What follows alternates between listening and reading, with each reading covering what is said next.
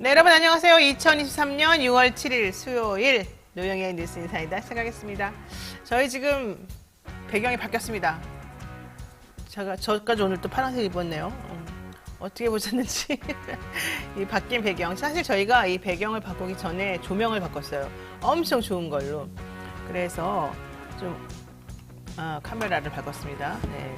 그래서 엄청나게 이 얼굴도 막 티까지 다 나오는 그런 카메라라고 하던데 카메라 바꾸고 나니까 좀 선명해 보인다 이런 얘기 하시는 분들 사실 많았거든요. 카메라 바꾸고 뒷배경 바꾸고 좀 열심히 노력하고 있는 것 같죠? 어떤지 한번 피드백 한번 주시면 제가 또 제작진들하고 같이 얘기해 보도록 하겠습니다. 자, 여러분의 인간소화제 노예가요. 오늘 방송 내용 간단하게 정리해 드리겠습니다. 먼저 이진하 기자와 함께하는 뉴스 픽 코너 준비되어 있고요. 이어서 대담한 대담 시간에는요. 최진봉 교수와 함께 정치 현안 짚어보도록 합니다. 마지막으로 백프의 촉 시간에는 최근 논란이 되고 있는 이 정유정 사건. 저는 정말 엽기입니다. 엽기. 그리고 범행 수법이 너무 잔인해. 왜 여자도 여자를 범행 대상으로 삼고 남자도 여자를 범행 대상으로 삼고 강한 사람은 약한 사람을 범행 대상으로 삼고 언제까지 우리가 이렇게 너무 끔찍합니다.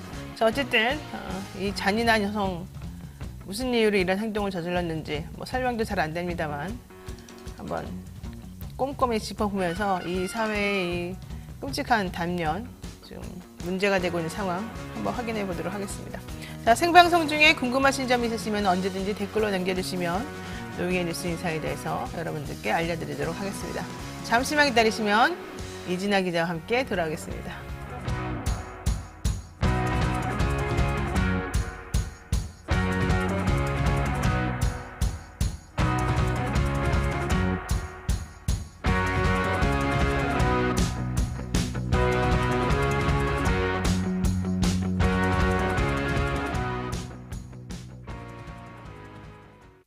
네, 바쁜 아침 이것만은 꼭 알아야 된다. 여러분들께 엄선해서 픽해드리는 뉴스만 전해드리고 있습니다. 듣기만 해도 이해가 쏙쏙 되는 그런 시간인데요. 오늘은 이진하 뉴스토마토 기자와 함께하겠습니다. 안녕하세요. 네, 안녕하세요. 네, 이 배경 바꾸는데 일조를 하셨습니까? 저는 많이 dob출 못했습니다. 별로 안 했어요? 네, 우리 PD님이 하셨군요. 네, 우리 박 PD님 감사드리고요. 자, 김중모님께서 부천은 날씨가 너무 흐립니다. 이렇게 말씀하셨는데 서울도 흐립니다. 그렇지만 흐린 날씨를 또 극복하고 오늘 또 힘차게 나아가야 될 것 같습니다. 근데 진짜 나 힘차게 나아가고 싶었으나 첫 번째 소식이 이럴 줄 알았어요. 진짜 난 놀래가지고 야, 너무 끔찍하다. 이런 생각 안 할 수가 없는데 얘기 좀 해주시죠. 네. 오염수 방류 때문에 걱정들이 많으신데요. 지난달 일본 후쿠시마 앞바다에서 잡힌 우럭과 지놀래미에서 기준치의 108배에 달하는 세슘이 검출됐습니다. 이 보도는 일본 언론인 교토통신에서 6일 보도한 내용인데요. 이 매체는 이처럼 높은 수치의 세슘이 검출된 데는 물고기가 잡힌 곳이 원전 근처 방파제였기 때문이라고 말했습니다. 네, 이게 무슨 뜻이에요? 원전 근처 방파제에서 잡힌 게 이렇게 많은 끔찍한 이 세슘이 함유되어 있는 이 우럭, 지노래미 네. 얘네들을 잡았는데 그러면은 좀 바다에서 자기네 그 원전 폭파된 곳에서 조금 멀어지면 괜찮다 이걸까요? 그렇게까지 보지는 않는 것 같고요. 아무래도 일본 언론에서도 않아요? 네, 심각하게 보고 있는 것 같습니다. 이런 보도가 나오자 일단 도쿄 전력에서는 물고기들이 항만을 빠져나가지 못하도록 그물을 설치한다고 했는데요. 물고기는 그물로 막을 수 있지만 오염된 바닷물은 언제든지 주변으로 퍼져나갈 수 있기 때문에 사실상 하나만한 정책으로 보입니다. 사실 이제 어제 오늘 계속 나온 뉴스 중에 하나가 지금 일본은 바닷물 6,000톤인가를 여기다가 집어 넣어가지고 이곳에 희석시켜서 이 원전수를 그 바닷물과 희석시켜서 내보낼 만반의 준비를 거의 다 끝냈다. 이런 얘기가 제가 들었거든요. 네. 자기네들은 IAEA에서 사실 뭐 결과가 특별히 아직 안 나왔는데도 불구하고 우린 다 괜찮다라고 하면서 이런 식으로 방류할 준비를 하고 있는 거잖아요. 근데 기준치의 180배 우럭이 잡혔다? 우럭은 기준치 180배고 무슨 쥐노래미인가 이거는 12배인가가 지금 검출이 됐더라고요. 네. 이게 지금 그냥 넘어갈 일입니까? 아, 나는 이거 무슨, 얘네들이 왜 이렇게 뻔뻔하게 나오는지 정말 모르겠는데, 일본인들이 이렇게 남의 나라 사람들의 목숨을 가지고 장난질 치고 이러는 게 사실은 상식적으로 말이 됩니까? 그런 나라가, 나는 이게 이렇게 따지면 북한보다 더 나쁜 거 아니에요? 네, 그래서 이제 뭐 말씀하신 대로 터널이 이제 앞바다에 배출할 수 있는 그 해저 터널이 어제 기준자로 6,000톤 가량의 바닷물을 채워넣는 작업을 완료했다고 합니다. 그래서 이 매체들은 이제 일단 또 지난주에 국제 원자력 기구인 EA 조사단이 진행해온 검증 절차도 완료돼서 조만간 종합 보고서도 나올 예정이기도 합니다. 그래서 이제 일본 매체들은 주변에 한국이나 중국 등 주변 국가의 반대는 물론 후쿠시마 인근 주변을 비롯한 국내의 반발을 일본 정부가 어떻게 관리하느냐가 문제라고 보도하기도 했습니다.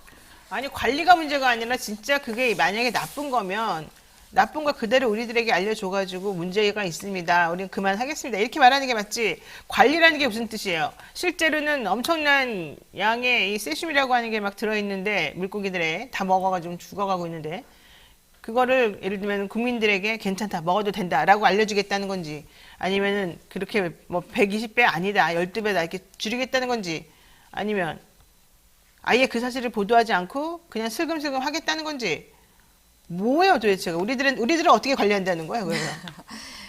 일단은 이제 후쿠시마 원전 문제도 이제 방류 문제도 있는데요. 세슘도 문제지만 이제 지금 후쿠시마 원전의 원자로 훼손 가능성도 제기되고 있어서 더 문제가 심각한 것으로 보입니다.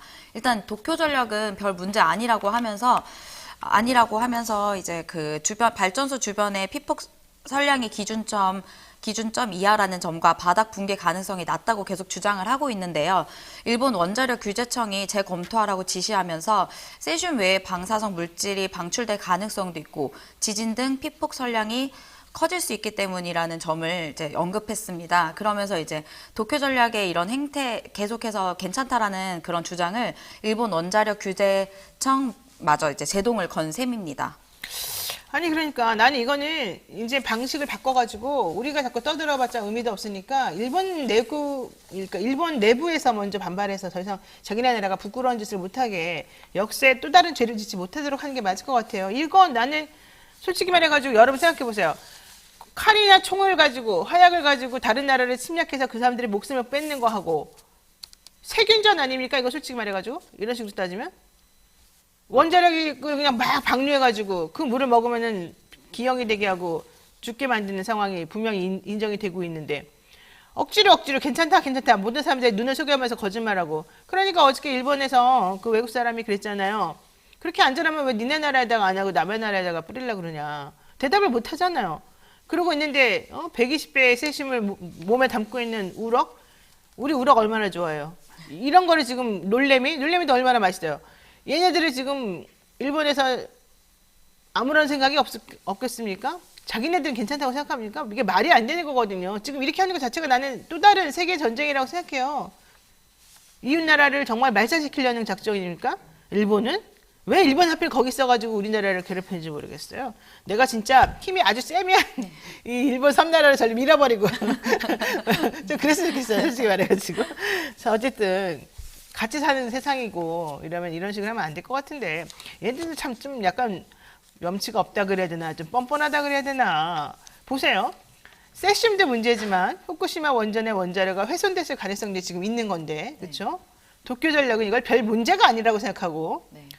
일본 원자력 규제청만 지금 이걸 이상하게 본다. 네, 원래도 같은 논조를 하고 있었지만 여기서도 이제 더 위험하다는 사태가 될까봐 이제 제동을 건 것으로 보입니다. 그러니까 이렇게라도 지금 지네가 좀 정신 좀 차려야 되는데 우리 대통령은 훨씬 더 세게 나가야 될 타임에서 왜 우리 국민들의 목숨을 담보로 해서 이렇게 하는지 내가 정말 모르겠는데요. 보세요. 3월 도쿄전력이 원자료 안에 로봇을 투입해서 내부 상황을 촬영해 봤더니 원자료 바닥이 훼손됐을 가능성이 지금 드러났고 정화되지 않은 방사성 물질들이 그대로 파손되어서 새어나갈 수 있다. 이 얘기를 이번에 우리 대한민국의 시찰단이 가서 봤습니까? 그 얘기 없잖아요. 네, 아직 그런 얘기 이렇게 중요한 것들을 시찰단이 가서 보지도 못하고 괜히 왔다 갔다 관광한 거죠. 그 사람들은. 그럼에도 불구하고 어쨌든 지내 올해 3월 도쿄전력이 내부 촬영한 거 봤더니 이게 끔찍하더라. 이게 우리한테 주는 정보 따로, 지네가 감추고 있는 정보 따로. 그러면서 결국은 우리 먹고 죽어야 되는 그런 상황. 이 뭐 말이 안 되는 거 아니에요. 내가 좀 흥분했습니다. 예, 계속 하세요. 예. 네, 다음 소식을 전해드리겠습니다. 국립묘지법 개정 촉구를 이제 하면서 시민대회가 어제 현충일을 맞아서 국립묘지법 개정을 촉구하고 나섰습니다. 독립운동가를 탄압하고 대한민국 국민을 학살한 반민족 행위자와 군사반란 가담자 등을 국립묘지에서 이장하도록 법을 개정해야 한다는 주장입니다. 저는 그 주장에 엄청 찬성합니다. 예전부터 제가 계속 주장해왔지만 우리 국립묘지를 그렇게 이중 플레이하고 나라를 팔아먹은 사람들까지 같이 안장한다? 그건 오히려 거기에 계신 우리 순국 선열에 대한 모욕입니다. 국립묘지법 개정 지난번에도 계속 얘기가 나왔다가 또 한 차례 좀 줄어들었다가 좀 다시 얘기가 나오는 거죠. 네. 결과적으로 요점은 그겁니다. 친일파들은 다 색출해라. 친일파는 여기에 묻히면 안 된다. 우리는 이 신성한 공간에 친일파들이 여기를 오염시키는 건 참을 수 없다. 그 친일파들이 뭐 어느 정도 다른 방식으로 또 어떤 기여를 했을지 모르지만 그렇다 하더라도 여기에서는 파묘하는 게 맞겠다. 이제 파묘라는 말이 준 어감이 조금 네. 좀 무섭기도 하고 안 좋기 때문에 사실은 사람들이 그런 말 함부로 입에 오르내리기 좀 싫지만 그럼에도 불구하고 저는 이거는 좀 매듭을 지어줬으면 좋겠다고 생각하는데 과연 우리 윤석열 대통령이 그런 걸 하시겠습니까? 안 하겠죠? 네. 여기 이제 참여한 단체들은 민족문제연구소, 대전지역위원회, 대전민중의힘, 홍범도 장군 기념사업 대전 모임 등 10개 단체들인데요. 이들에 따르면 현재 대전 현충원에는 친일 반민족 행위자 37명과 5.16, 12.12 군사 반란 가담자 21명, 반헌법 행위자 7명, 제주 4.3 사건 등 민간인 학살 관련자 10명이 안장되어 있다고 합니다. 그래서 이제 시민단체들은 20여 년째 국립묘지법 개정을 촉구해왔음에도 아직까지 법 개정이 되지 않고 있다는 것을 지적했습니다. 또 그러면서 이제 과반 의석을 차지하고 있는 민주당에게도 이제 좀 책임을 이제 묻기도 했습니다. 아니 그러니까 보세요. 독립운동가를 탄압해. 대한민국 국민을 학살해. 반민족적인 행위를 해. 군사반란에 가담을 해. 이런 인간들이 왜 국립묘지에 묻혀 있는 거예요? 당연히 정리를 해야죠. 우리나라는 진짜 너무 쓸데없는데 관대하단 말이에요. 현재 대전 현충원에는 친일 반민족 행위자가 37명이나 지금 안정되어 있고 5.16과 12.12 군사반란 가담자 21명, 반헌법 행위자 7명, 제주 4.3 등 민간인 학살 관련자 10명이 안정되어 있대요. 여러분 이거 좀 상상이나 하셨어요? 친일 반민족 행위자가 37명이래요. 5.16 그리고 1.1 12.12 군사반란 가담자 21명. 이것만 해도 벌써 몇 명이에요? 58명이죠. 반헌법 행위자 7명. 그러면은 뭐야? 65명. 제주 4.3 민간인 학살 관련자 10명. 75명이나 피해자고 가해자가 섞여 있는 거예요, 말하자면. 그 묘지에. 이게 지금 여기 대전에만 그런 게 아니에요. 사실 저 위에 서울에도 그래요. 이거 해결해야 되는 거 아니에요? 네, 그래서 이들 단체들은 이제 부적격자들의 묘가 이곳에 있다는 사실은 국립묘지에 대한 모독이며 그렇죠. 우리 국민을 욕보이는 것이고 국립묘지의 영예성을 짓밟고 민족 정기를 훼손하는 짓이다. 특히 이곳에 고이 잠들어 계시는 순국선열과 애국지사 등을 능멸하는 것이라고 목소리를 또 높였습니다. 또 이날 현충일이라서 이제 윤석열 대통령이 전한 추념사에서도 이런 비슷한 맥락의 내용이 언급됐었는데요. 국가의 품격은 국가가 누구를 기억하느냐, 어떻게 기억하느냐에 달려 있다고 하면서 이제 국민의 안전을 위해 희생하신 분들을 제대로 기억하고 예우하는 것이 우리 자유민주주의 헌법의 실천의 명령입니다라고 강조했는데 이런 내용들이 이제 윤석열 대통령과 시민단체 주장이 좀 비슷한 맥락이라고 보면서 이제 이제 문제가 좀 해결되기를 좀 바랍니다. 제가 이런 주장을 사실은 방송에서 했다가 온갖 조선일보를 비롯한 온갖 그 작전 세력들로부터 엄청난 공격을 받았죠. 진위와 다른 방식으로. 그것은 분명히 진위와 다른 방식으로 얘기가 된 거기 때문에 제가 여러 번 말씀드렸습니다만 말씀드릴 기회도 별로 없었죠. 근데 중요한 건 본질적인 게 무엇인지를 봐야 된다. 우리가 왜 이렇게 하면 안 되는가? 왜 지금 이런 얘기가 왜 나오는지. 그래서 이걸 해결하기 위해서 뭘 해야 되는지.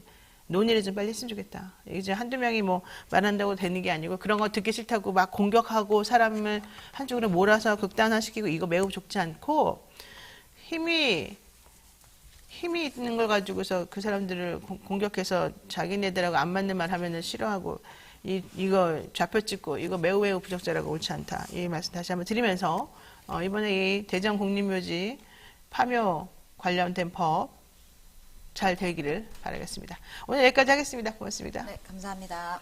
네, 지금까지 이진하 기자 하고 얘기를 나눴고요. 자, 생방송 댓글 참여 계속 부탁드립니다. 그리고 지금 원래 저희가 순서가 최진봉 교수가 대담한 대답 먼저 하고 그 다음에 배포의 촉, 배상호 프로파일러 원래 해야 되는데요. 최진봉 교수가 조금 교통사정상 그래서 순서를 일단 바꾸겠습니다. 네, 배상호 프로파일러 먼저 모시겠습니다. 어서 오십시오.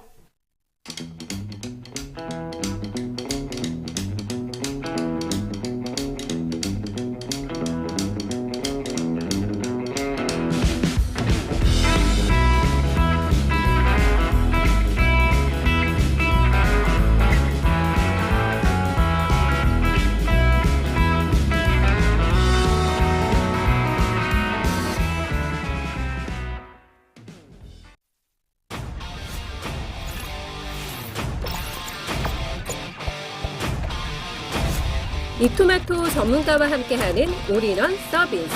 주식 투자 교육, 주식 종목 추천, 주식 투자 방법. 장 시작부터 마감까지 라이브 온 에어, 실시간 생방송. 현명한 투자를 위한 투자 교육과 투자 방법. 이토마토가 여러분과 함께하겠습니다. 네, 한 주 동안 떠들썩했던 사건, 사고들을 짚어보는 그런 시간입니다. 배프의 촉 시간인데요. 오늘도 척하면 촉이 온다는 육감적인 우리 소장님, 배상훈 프로파일러 모셨습니다. 어서 오십시오. 안녕하세요. 저는 이번 사건은 정말 너무 엽기적인 게, 그리고 너무 일상에서 벌어질 수 있는 일이라서 너무 걱정스러워. 이게 지금 온라인 과외 앱으로, 자기가 마치 학부모인 것처럼 해가지고 중3짜리 딸이 영어를 못하는지 좀 가르쳐주세요. 과외를 구한 학생의 어머니인 것처럼 해서 이 과외 앱에서 만난 혼자 사는 대학생 A씨의 집에 찾아가고 그래서 그 A씨를 죽이고 그리고 A씨를 또 토막을 낸 건가요? 잘 모르겠어요. 그 트렁크에 넣어가지고 옮기고 이 과정에서 잡히고 그러면서 자기는 살인해보고 싶었다. 이딴 말이 나고 이거잖아요. 온라인 과외 앱은 사실 누구나 사용하고 안전하게 쓸 수 있는 곳으로 생각해 왔는데 이거 너무 끔찍하고 정유정 씨는요 중고 교복까지 사가지고 자기가 중3인 것처럼 꾸미고 갔어요. 야 너무너무 끔찍합니다. 3개월을 준비했다 그러던데. 자 우선 이 사람이 왜 이런 행동을 했는지 이 사람으로 인해서 피해당하신 그 피해자에 대해서 일단 고인의 명복을 제가 빌면서 한번 이런 범죄가 다시는 벌어지지 않도록 우리가 한번 분석을 해볼 테니까 좀 지켜봐 주십시오. 자, 우선 정유정 사건 어떤 내용인지 간단히 한번 얘기해 주실까요? 예. 정유정이 이제 사건이 벌어진 건 26일입니다. 26일에서 27일 사이에 벌어진 일이고요. 온라인 과외 앱이라고 하는 게 사실은 정보의 비대칭성이 있습니다. 그러니까 그렇죠. 교사는 다 공개가 됩니다. 말하자면 얼굴부터 시작해서 다 공개가 되는데 그거에 대한 학부모나 학생은 전혀 공개가 안 됩니다. 그냥 뭐 가명으로 해도 되고. 그래서 이 정유정이 그걸 이용해 갖고 지금 포렌식 나온 거는 2월부터 이 서치를 계속 찾아다녔다라고 얘기를 하고 있고 그래서 여러 사람한테 접근을 했다. 근데 그 중에 하나 이 피해자분이 이제 뭐 접촉이 돼 갖고 이 비극을 당하신 것 같은데 26일 날 그 중학생 교복을 입고 집으로 가서 거기서 이제 살해를 한 후에 27일 새벽에 훼손하고 유기하는 과정에서 택시기사한테 가방에 혈흔을 발각돼서 검거된 사안이고 송치가 됐고요. 네. 일단은 약간 지금 걸리는 거는 사이코패스 테스트, 그러니까 그 테스트 자체가 지금 결과가 잘 안 나온 것 같아서 그거에 대한 논란. 15점이면은 정상인데 그 범주를 넘어섰다 뭐 이렇게 나오던데 그게 아니에요? 그러니까 그거를 이제 검사하는 방법 자체가 좀 독특합니다. PCR 테스트 자체가 우리가 SRS라고 해서 자기 반응식 검사, 그러니까 앙케이트 하는 게 아니라 전 검사, 본 검사, 후 검사 3단계가 있고요. 그거에 대한 검사 방식이 검사관이 판독하는 겁니다. 예컨대 어떤 거예요? 예컨대. 예를 들면 이런 거죠. 제가 그 사람이라고 생각하고. 예, 그러면 노변의 고등학교 생활기록부라든가 아니면 주변 사람들의 탐문 진술서서 정신과 의사의 어떤 그런 것도 기초 자료를 분석을 먼저 합니다. 분석을 해서 이 사람은 어떻게 접근해야 될지를 어떤 프레임을 만들어 놓고 그걸 가지고 20문항, 그러니까 그 테스트 20문항을 어떻게 질문할 것인지를 전략을 짜갖고 마치 이렇게 얘기하듯이 그러니까 이건 검사입니다라고 얘기하지 않고 얘기하듯이 해서 이 20문항에 대한 답을 검사관이 체크하는 겁니다. 예컨대 저의 어린 생활이라든가 학교 어디 나왔는지 예. 직업이 뭔지 교육관계 어떤지 이런 걸 다 미리 사전에 조사해서 검사관이 숙지하고 예, 그 질문지를 다 그러니까 조사한 것들을 가지고 다 종합 정리를 해서 예. 아 얘는 어떤 사람이니까 어떤 식으로 좀 해봐야 되겠구나. 이 사람은 좀 방어 기제가 높은 사람이니까 직접 물어보면 안 되겠구나. 뭐 이런 전략을 세운다는 전략을 거죠. 세워서 주검사관이 질문을 하고 저에게 질문을 질문을 예를 들면 하고 어떤 질문이에요? 예를 들면 이제 예를 들면 이제 자기 회피성이라는 항목이 있다고 하면은 이제 친구들이랑 뭐 어디에서 주로 만나서 얘기해요? 아니면 뭐 이렇게? 그럼 아니면 주로 이제 어떤 밥을 같이 먹나요? 아니면 뭐 이런 것들. 그럼 이제 그게 왜 자기 회피성이 왜냐하면 직접적으로 그 대답이 나오는 반응이 바로 나오나 아니면은 약간 머뭇거리고 나오나 아니면 약간 그거에 대한 반응을 직접 하지 않고 다르게 돌려서 얘기하느냐. 요거에 대한 판단을 해보고 그러면 여기서 신호를 주면 아 요건 뒤쪽으로 문항을 넘어가세요라고 이제 신호가 오면 또 넘어가거나 거기서 또 깊이 들어가거나 그래서 전 단계 질문에 두 번째 단계에서 질문을 할 수 있나 아니까 판단하는. 그러니까 이제 사전 자료를 가지고 네. 어느 정도 구조화된 질문지들을 먼저 만들어 놓은 상태에서 협력을 하는 거예요. A하고 B가 그렇죠. 조사하시는 분들이. 네. 그러면서 이 배상훈 프로파일러가 먼저 노영이에게 어제 친구들하고 같이 잘 만났냐, 뭘 먹었냐, 누구 만났냐 이런 거 물어봐야 그냥 아무 뭐 범죄랑 무관한 네. 것처럼. 그럼 제가 좀 움찔움찔하거나 대답 안 하거나 이것도 하나의 반응이 되면 그렇죠. 그런 반응을 하게 되면 1번으로 가고 네. 그다음에 저 어제 친구들하고 가서 돈가스 먹었어요. 이렇게 네. 막 금방 대답하면 네. 이게 너무 반응이 또 즉각적이고 너무 마치 머릿속에 기억해놨다가 그냥 싹 대답하는 것 같으니까 이때는 5번으로 가고 뭐 이런 식으로 네. 좀 한다는 거죠. 그래서 3단계에서 본 질문을 들어갈 것이냐 아니면 2단계에 들어가도 되느냐 이 판단을 해서 질문을 하거나 이 피검사자는 이게 안 드러난다 싶으면은 요건 스킵 뒤로 돌려서 계속 이게 반복 루프되는 형태거든요. 그러니까. 그 판단을 해야 되는데 문제는 이거는 아주 숙련된 검사자가 필요합니다.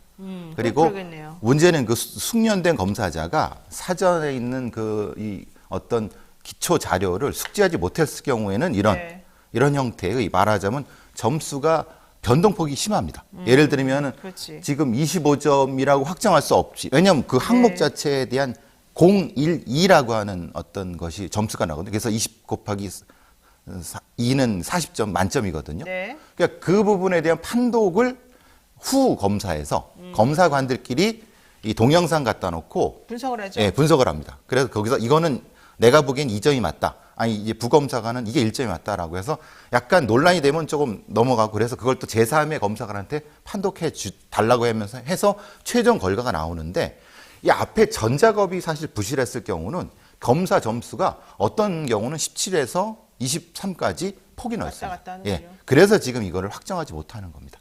그러니까 이 심리 분석을 통해 가지고 사이코패스 성향이 있는지 없는지를 알아내는 방법이 그냥 단순히 문답식으로 1번 문항에 뭐 대답, 2번 뭐 대답 이렇게 하면은 아무 소용이 없는 그렇죠. 거예요. 그럼 거짓말을 그런 할 가능성이 거는 높죠. 이런 반사회성을 가진 사람들은. 물론 그럴 때도 이제 그 문항에 대해서 예스라고 대답하면 이건 거짓말이네, 이건 아니네 이런 거 구분하는 건 아주 기초적인 단계에서 벌어진 일이기도 하지만 요즘 그렇게 하지 않고 사전 자료를 다 수집한 다음에 그 단계, 그 다음 단계로 질문을 만들어내고 질문을 직접 해보면서 나온 반응을 가지고 또 다른 그렇죠. 걸 만들어서 1, 2, 3단계를 다 한꺼번에 같이 다 종합적으로 판단해서 얘가 사이코냐 아니냐 본다는 건데 그렇게 하려면 정말로 이 사이코 진단하는 그 사람이 똑똑해야 되고 순발력이 있어야 되고 이 아주 미묘한 이런 것들을 다 찾아내서 캐치할 수 있는 능력이 있어야 된다. 근데 지금 요번에 정유정이죠, 이 여자? 예, 정유정의 검사관을 맡았던 부산청의 경찰청의 프로파일러가 사실 그렇게까지 역량이 있는 것 같지 않습니다. 숙련되지 않았던 것 같아요. 예. 제가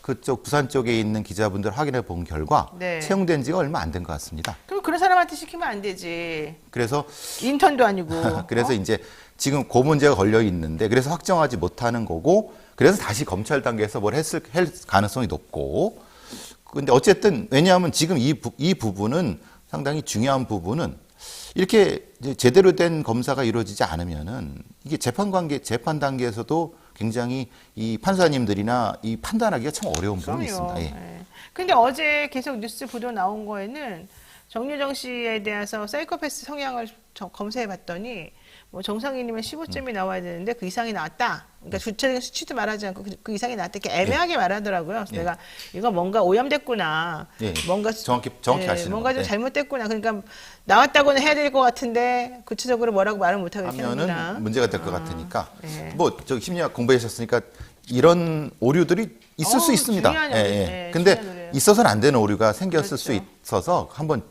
짚고 넘어간 겁니다. 자, 어쨌든 보도에 따르면 고 위험군이 25점을 넘은 것으로 전해진다. 정유정. 만약에 이것이 사실이라고 치고 오류가 없었다고 치고 네. 정유정은 그럼 어떤 유형의 사이코패스라고 분류가 됩니까? 제가 이제 분석한 부분은 이게 이제 고의정하고는 좀 다른 형태, 이른바 이제 그 직접 찾아다니면서 사냥을 하는 네. 이게 트롤러형, 말하는 트롤러라는 게 이제 보통 한 네 가지를 구분을 합니다. 트래퍼, 네. 덫을 파는 자, 트리퍼, 여행을 하면서 사냥하는, 그러니까 트롤러, 이게 주변을 어슬렁거리면서 사냥하는, 네. 그러니까 트래커라고 하는 건 그 신림역 그 살인 사건처럼 역에서 이런 거점에서 쭉 따라붙어서 나타나는. 그러니까 네 가지 유형 중에 하나라고 하면 이 정유정은 트롤러 형태가 가능하고, 우리가 말하는 고유정 같은 경우는 트래퍼입니다. 트래퍼. 덫을 파놓고 살인을 하는. 그러니까 고유정은 덫을 파놓고 기다렸다가 딱 걸려드는 사람을 이렇게 예, 하는 마치 거고. 그 거미같이. 거미처럼. 예, 이렇게 되는 거고. 정유정은? 이 지속적으로 그 사이트를 서치해갖고 쭉 찾아다니다가 첫 번째 걸리는 피해자를 죽이겠다는 생각을 했다고 합니다. 예. 그러니까 이게 이 피해자가 뭐 딱히 뭐에 맞춰서 그런 것이 아니라 자기가 설정한 기준을 쭉 찾다가 딱 해서 사실 좀 안타깝게 그렇게 된 거죠. 왜 그러는 거예요? 그래서 그런 형태를 보통 이제 이제 쾌락살인이라고 부르는 건 본인이 얘기한 건 그것이 맞다고 보면은 살인을 하고 싶다라고 하는 것을 봤을 때, 만약에 이전에 어떤 뭐 반려동물 같은이라든가 고양이나 개 같은 존재를 죽이거나 아니면 뭔가 그런 걸 경험했다고 하면 네. 그 죽음을 인간한테 옮겨오고 싶은 욕망이 있다고 하면은 그러면 그럴 가능성이 있죠. 그러니까 내가 듣기로는 이 여자분은 고등학교 졸업한 이후에 특별하게 취직하거나 사람들하고 관계 갖지 않고. 그건 본인 주장입니다. 그러니까 그렇게 했다고 이제 주장을 하면서. 네. 그래서 그거는 전 신뢰하지 근데 않습니다. 핸드폰에도 전혀 이런 네. 상호작용한 내용이 없다 그러는데. 그래서 더 위험한 게, 우리가 보통 핸드폰으로 소통한다는 것은 정상 사람이죠. 네. 다른 루트로 소통하는 건 더 이상하죠. 그래서 이제 그거를 못 찾은 것 같습니다. 아, 그래요? 예. 그러니까 이제 말하자면 이게 직접적으로 쫓아다니면서 소통하는 방식, 소통도 이제 일방적 방식. 이게 우리가 이 핸드폰이라는 건 상호작용이지 않습니까? 이게 상호작용을 안 하는 존재 같아요. 그래서 본인이 얘기하는 건 이제 자기는 뭐 고등학교 때부터 그랬다고 하는데, 고등학교의 친구들이라고 하는 주변 사람 얘기 들어보면 전혀 다 다릅니다. 말들이 다 달라요. 다 달라요. 그러니까 얘는 그런 애는 아닌데요. 또 어떤 경우는 완전히 무서운 애예요. 그러니까 그건 뭐냐면은 진짜 그럴 수도 있지만은 자기를 잘 지운다는 의미입니다. 자기 흔적을. 근데 저는 이 사람 보면은 또 그렇게 똑똑해 보이지는 않는. 똑똑하지 않습니다. 우리가 사이코패스를 굉장히 똑똑한 존재로 착각하는데, 그 부분은 똑똑한데 다른 부분에 있어서는 별로 관심이 없는. 그러니까 네. 좀 되게 생각보다 허술한 부분이 허술하죠. 많아요. 아니, 예. 그리고 택시 운전사가 이상하게 볼 정도로 트렁크를 들고 돌아다니고 혈흔이 묻는 거 신경 안 쓰고 다니는 거는 그렇죠. 정상적이지가 않잖아요. 그렇죠. 그래서 이제 보통 사이코패스를 완벽하다고 하는 건 착각이 뭐냐면, 우리는 사이코패스 연쇄살인범의 결과 10범, 20범을 보고 나서 완벽하다고 생각하지만, 초기의 사이코패스의 행동은 굉장히 허술합니다. 근데 그 경험치가 빠르게 오류를 극복합니다. 그래요. 예, 한 서너 번의 살인을 하면 그 다음부터는 못 잡습니다. 그러니까 서너 번 살인자가 있고 10몇 번이 있고 대충 10범 정도가 없는 이유는, 초기에는 오류를 극복해서 쭉 하다가 마지막에 자신을 너무 과신하다가 잡히는. 그래서 이제 사이코패스가 완벽하다고는 일종의 어떤 사회적 망상이라는 어떤 오류가 생기는 겁니다. 지금 배상훈 프로파일러가 이렇게 언론에서 인터뷰를 했어요. 오랜 기간 고립된 생활을 할 때 정유정의 사이코패스 성향이 각성된 것으로 보인다. 사이코패스 각성이 일어나면 현실 감각을 잃어버리는 경우가 많다. 특히 정유정이 현실 감각을 잃은 듯한 모습이 여기저기서 보이는데, 처음부터 A씨를 살해할 마음은 있었지만 살인 이후에야 뭐 여행용 캐리어 등 유기에 필요한 물건들을 준비했다든가. 예. 만약에 이게 정말로 제대로 된 계획적인 살인이고 뭐 그랬으면 미리미리 다 준비해놨겠죠. 그렇죠. 근데 그렇지 않고 사람을 죽이고 난 다음에야 필요한 물건이 없네? 아, 가서 가방 사와야지. 이러고 나갔다 왔다는 거잖아요. 처음에 흉기도 그렇습니다. 흉기도 처음에 준비한 흉기는 별거 아닙니다. 요만했는데 자기가 살인을 하다 보니까 이게 아닌 것 같아라고 해서 그 중간에 나갔다 옵니다. 그거 사러. 그게 뭔데요? 일반한다는 게. 작은 과도 같은 건데 그걸로 못 죽이겠으니까 나갔다 왔다. 아니 죽여본 거죠. 죽였는데 이게 안 되니까 그 다음에 이제 죽였는데 뭐가 안 돼? 이게 이제 왜 제가 각성이라는 말을 썼냐면 손의 감각이 틀립니다. 그러니까 이제 손을 하는. 그래서 이제 이게 아닌데 하고 사갖고 이만한 칼을 사갖고 한 거죠. 구체적으로 말씀드리기 어렵지만 그래서 이제 이게 이제 각성 단계가 실시간으로 확 변하는구나 말씀드린 그것 때문에 그렇습니다. 그러니까 죽이는 것과 훼손하는 게 다릅니다. 그러니까 강한 충동, 자극, 자극이. 죽이고 싶다 이런 것 예. 때문에 죽이는데 집중하는데 예. 그 나머지 것들은 다 허술하게 했다가 예. 죽이고 나니까 이제 필요해서 그때 다시 또 깨어나가지고 계속 집에 갔다 옵니다. 집을 2번을 갔다 옵니다. 그러니까요. 그리고 마트도 갔다 옵니다. 그러니까요. 그러니까 그게 우리가 보통 살인자의 완벽성 아니면 증거 인멸성하고는 관계없어요. 그거 신경 안 쓰는 겁니다. 그냥 자기가 내가 이 살인을 했는데 이렇게 해보니까 이게 다른 감각은 사라져 버리는 거죠. 이게 이제 각성 단계에서 나타날 수 있는 겁니다. 와, 너무 무섭네요. 일반적인 다른 사람들은 이 사람이 이렇게 이상한 성향이라는 걸 눈치 못 챕니까? 제가 그래서 아까 말씀드렸잖아요. 자기를 잘 지운다고. 할아버지도 얘가 뭐 하는지를 모릅니다. 할아버지도 할아버지는 다음 달에 공무원 시험 보는데 걔 착한 애예요. 근데 정확히 얘가 뭘 하는지를 정확히 몰랐습니다. 그 정도로 잘 지운죠. 네. 그리고 얘는 이렇게 영어 컴플렉스가 있어요. 이 친구. 아니 그거는 처음에 잘못 알려진 그건 겁니다. 거짓말이에요? 아니 그러니까 처음에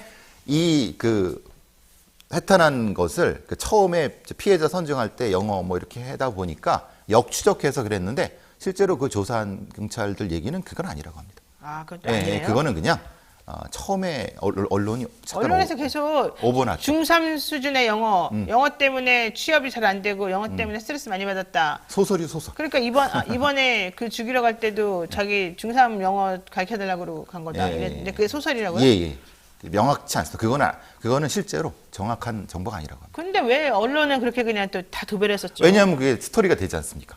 참 진짜. 그리고 제일 많이 나오는 게 은둔형 외톨이들의 범죄성에 대해서 계속 올리고 있지만 실제로는 이 정유정은 그 범죄에 들어간 지 오히려 거꾸로 은둔형 외톨이들에 대해서 낙인이 찍혀버리는 상황이 지금 벌어지고 있는 거예요. 아유 참네요. 그러니까 은둔형 외톨이도 아닐 수 있다. 아닐 수 있습니다. 이게 지금 소장님 말이고 이게 알려진 것과 다르게 두 번째 뭐 영화 컴플렉스 어쩌고저쩌고 살인 동기를 추정할 만한 그것도 다 아니란 얘기고. 그럼 아무 생각 없이 그냥 죽이고 싶다는 그래서 거예요, 이제 정말로? 사이코패스 검사가 필요한 거지. 실제로 이 범인이 어떤 성향인지를 판독을 해야지 나올 수 있는 건데. 사실 우리는 저도 심리학과 나왔으니까 저 같은 분석 중에 하나는 이런 게 또 있어요. 정유정 씨 같이 이렇게 그 허술하게 계획을 해갖고 허술하게 범행을 저지르잖아요. 그럼 결국 잡힐 수밖에 없는 구조거든요. 그렇죠. 그럴 때는 내부적인 죄책감이 심해가지고 사실 잡히고 싶었다. 잡히고 싶어서 무의식적으로 그렇게 허술하게 행동한다. 이런 또 우리가 분석하기도 그럴 수도 해요. 있죠. 그런 이 것도 사람 있죠. 저는 좀 그랬을 수도 있을 것 같아요. 뭔가 주목받고 싶고 관종의 기질이 있어서 그래서 그 그랬을 가능성이 부분도 전 있어 보여요. 그런 형태도 분명히 나타나죠. 그래서 별로 그게 신경 안 쓰는 네, 겁니다. 신경 안 쓰고. 그러니까 자신의 어떤 범죄를 은닉할 생각이라든지 그런 거 없이 잡히면 좋다. 그 부분이 정확히 판독이 돼야 되는 거고. 자, 정유정의 일반적이지 않은 모습은 여기저기서 나타납니다. 범행 당일 CCTV를 보더라도 사람을 죽였는데 자기 또래의 여학생 아무 일면식도 없고 아무런 원한도 없는 사람을 죽여놓고 어떻게 친절하게 대했을 거 아니에요. 선생님으로 그렇죠. 애부를 만났으니까. 그런데 어쨌든 그 사람을 죽여놓고는 시신담을 캐리어를 끌고 가면서 엄청나게 행복한 얼굴이었단 말이에요. 그렇죠. 가볍고. 좀 경쾌하죠. 그리고 경찰에서도 유치장인데 밥 너무 잘 먹고 잠도 너무 잘 잔다는 거. 어떻게 사람이 그럴 수가 있죠? 그 이제 보통 이런 심리적 성향을 가진 사람들이 별로 그렇게 걱정이 없습니다. 그리고 그게 왜 걱정이 없냐 그랬더니 뭐 이미 사람 죽은 건 죽은 끝났는데 뭐 거고 어쩌라는 거야, 어쩌라는 거야라고 합니다.